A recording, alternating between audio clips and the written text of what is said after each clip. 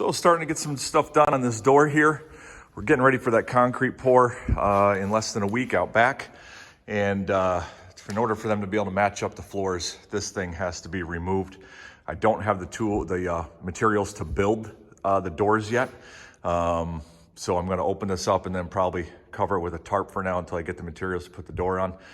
So today, I got the header in, you saw that. We're all ready to go. We gotta remove all this stuff. I got a plan for the 2x10s that'll come out to that post and then through here and over to that post, because that's what those guide rails will sit on.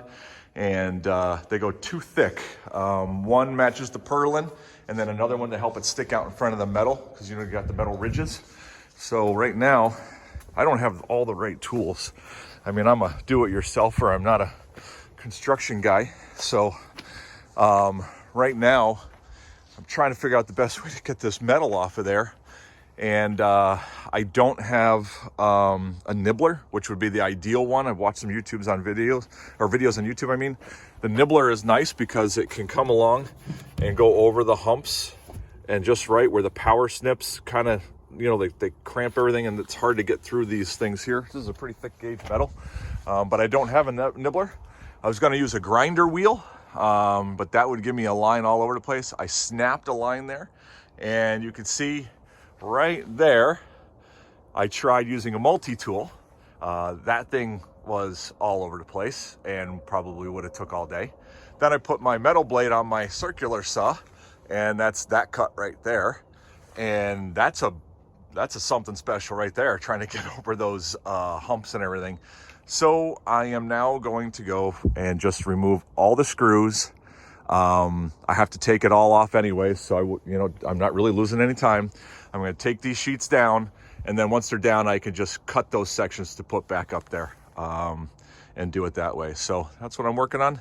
Give you an update in a bit. Well, I got the back door metal off, and I'm looking for, when people enter, they open up the door, and the first thing they're drawn to is the view. And there it is. What a difference. It lets so much light in here. And look at the view right at the back of this barn. On that concrete patio with a roof over it, man, it makes me not even want to put a roof on it. Absolutely gorgeous. Man, that came out great. You try to picture something, and then when you see it, you're like, yep, that was the right decision. Should have done that a long time ago. So there it is. So definitely was easier taking all the screws out of the metal to get it down. I got it all stacked up against the wall. I'll be able to trim it to the pieces that I need and then use the long lengths to make my doors out of. I'm going to recycle that metal and just reuse it for the doors. So, but there's where we are as of right now. We'll keep working on this. Well, barn doors have been built. So just to recap this opening, we cut it open so we can get the view out back, poured the concrete patio, had to build the doors. I bought the kit. I wanted 2 doors so that they open in the center instead of one large 16-foot door. I like the idea of just being able to open one in each direction. I bought the frames, the metal frames and everything from a guy from a supply place. Cost me just shy of $600. I already had the 2x4s on hand, so I didn't need to buy those. And then of course that doesn't include the lumber up on top. So just to recap, I'm not great at taking videos while I'm doing the work, as you guys all know who've watched videos on my on YouTube. But so we cut out the metal up here, and those are 2x12s. Original plan was 2x10s. But I ended up changing for 2x12s, and I'll explain why in a moment. And got J-channel underneath it and around the top. Have the shield that'll go over top of that as well. That went all the way across. Since I was lifting these in by myself, those are 10-footers instead of doing 2/16s, just so I could manage it and lift it myself and get them in place. That top metal rail there, right there, each of those little brackets come separately. They pop in with a little knob and slide to the side to lock them in place. And then there's screw holes that screws that right to that board. And then the metal plate, the metal trim that protects it from rain sits right on top of that. Just so you know how that goes together. The doors, there are basically 4 parts to my doors. If you're doing one single door, then there's basically only going to be 2 parts that you need. Actually, that's not true. Yeah, 2 parts. but this, I needed more. So this one, and this one are all exactly the same. Those are your verticals. This one here is different because since they're joining doors, it has little wings on it so that when they close this door, let me see here. They haven't, I'm not 100% installed yet, but they recess into each other like that and give you a good seal closure. So, all right, so this one will be different than the other verticals. The bottoms are a track that look like that. All right, and then the top, all you use is J-channel up there. There is nothing there. The metal I reused from when I took it down to make the opening, and that's that. Now, important things that I have learned that you're definitely going to want to pay attention to. One, my old doors, or the doors that I have on my other doorways, which is what I wanted for this door, didn't know to ask. These, look at that track. That's a 2-inch track, and a 2-inch wheel goes right inside of that as a guide and holds it from swaying either way. So when I ordered the tracks, I already had the wheels and everything from when I took down from the horse stalls in here, and I got those, and guess what?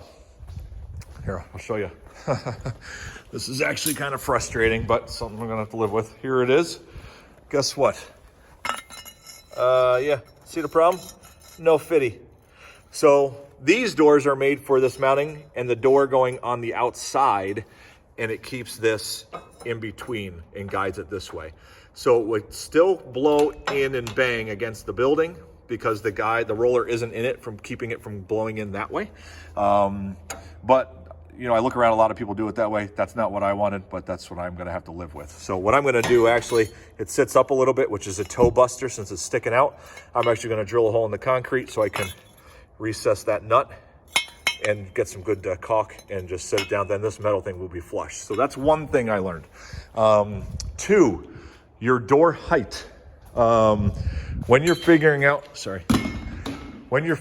your door height, remember, you need space on the bottom for your wheel, whatever you're doing, whether it's a roller inside of it, you got to figure out your space. If it's dirt, you got the luxury of digging it out. I'm working on concrete. There's no luxury here for mistakes. So you have that wheel, you have space for the door to slide, obviously. You have the height of the door. Then you have the trolley. There's a space between the actual bottom of the rail and the trolley, and then to the top of the brackets that hang that. The reason why I went from 2x10s to 2x12s is because I needed an extra 1.5 inches. Was it 1.5 inches? 1 3/4, whatever it was, to make these doors fit how I wanted them to. Now, the other way that I could have done it is very simple. I could have just took it to my metal saw and just zipped these rails off the 1.5 inches. But I ended up going this way because I actually had the lumber around, and then I was able to mount. You can see on the top of there, maybe there's another 2x4 behind it so that my J-channel and everything else can attach above that thing as well. Because remember, that board is out from the building, the framing of the building, the posts. So you need a board there to mount on. So, but just do your math, man. I panicked a couple times on my math that the doors were going to be too long, and I already had one assembled before I realized that, and started freaking out, and then figured out it was going to work. So, but anyways, they're in place. They're great. Now I'm working on latches, and been all over actually YouTube on how to latch by opening doors. Not a lot of information out there. I'm going to use regular barn jam latches for the left and the right, and I got an assortment. You know, I got eye hooks, some handles, those little locking latches. I got some cane bolts, 2 different sizes. And I've decided that I'm gonna do the jam locks that I just showed you here. They're on my other doors. I like them because when you pull them, it pulls that nice and tight against the barn. I do like that. I have not figured out yet what I'm gonna do for the middle here on how I'm gonna attach these together so that when the wind is blowing, they're even hooked together, they're gonna wanna move. So those are holes that my guy, when he did it, put in, and they're in the wrong spot. Ha ha ha. But I might do some sort of a latching mechanism from here to the other door when they're together, and then do a cane bolt on the bottom to keep it from blowing in and out. And I think that's which way I'm gonna go. Metal missing, yeah, short. I got to buy a full piece of metal for basically 7.5-inch slice. So that's why that one's not there. But anyways, that's the update and kind of the final thing on how these came out. So nice project, learned a lot. Very cool. Glad I could share with you guys.